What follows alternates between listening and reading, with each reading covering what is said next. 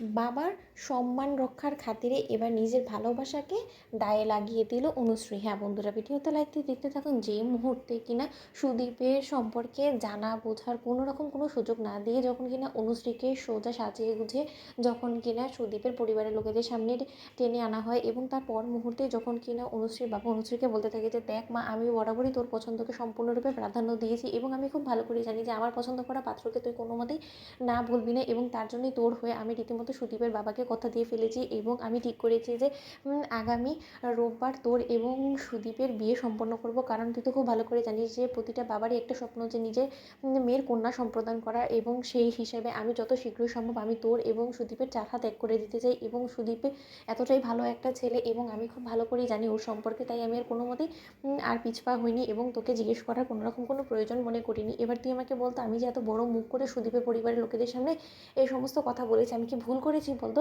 বারবার করে ওই ব্যাবলাটা আমাকে বলছে আমি নাকি ভুল কাজ করেছি। এবার তুই আমাকে বলে দে, তুই সকলের সামনে প্রমাণ করে দে যে তোর বাবা তোকে যে শিক্ষা দিয়ে মানুষ করেছে, এর পরবর্তীতে তোর বাবার নেওয়ার সিদ্ধান্তের উপরে তোর কোনোদিনও কোনো রকম কোনো ডাউট থাকতেই পারে না। ঠিক সেই মুহূর্তে অনুশ্রী যখন চরম এক দ্বিধাদ্বন্দ্বে পড়েছে, এবং অনুশ্রী যখন বলতে থাকে যে হায় ঈশ্বর, তুমি আমাকে বুদ্ধি দাও, ধৈর্য দাও, আমি আমার ভালোবাসাকে বিসর্জন দিই, এবার আমি আমার বাবার মান সম্মান যদি রক্ষা করি তাহলে তো আমি চিরকালের জন্য আমি অসুখী হব, এবং আমি কোনো মতেই সুদীপবাবুকে আমার জীবনসঙ্গী হিসেবে আমি তাকে গ্রহণ করতে পারবো না। আমি করবো তো করবোটা কি? এবং এদিকে যদি আমি কোনো মতে কারোর সামনে আমার বাবাকে অপমান করি তাহলে কোনোভাবেই আর আমার দাদাভাই এই ভ্যাবলাকে ছেড়ে কথা বলবে না। তখন আমি কী করবো? আমাকে তুমি পথ দেখাও ঈশ্বর। ঠিক সেই মুহূর্তে যখন কিনা সুদীপ চালাকি খাটিয়ে যখন কিনা বলতে থাকি যে বাবা আজকেই বরঞ্চ তোমরা পাকা কথাটা বলে ফেলো না। অন্যদিকে সুদীপের বাবা যখন বলতে থাকে অনুশ্রীর বাবাকে যে দেখো অভিমন্যু, আমি কি ঠিক করেছি যে যখন আমরা এতটা পথ পাড়ি দিয়ে এখানে এতটা দূরে এসেই পড়েছি, তাহলে বরঞ্চ আমরা আজকে পাকা কথা বলে অনুশ্রীকে আশীর্বাদ করেছি। আমাদের পক্ষ থেকে তো আমাদের সমস্ত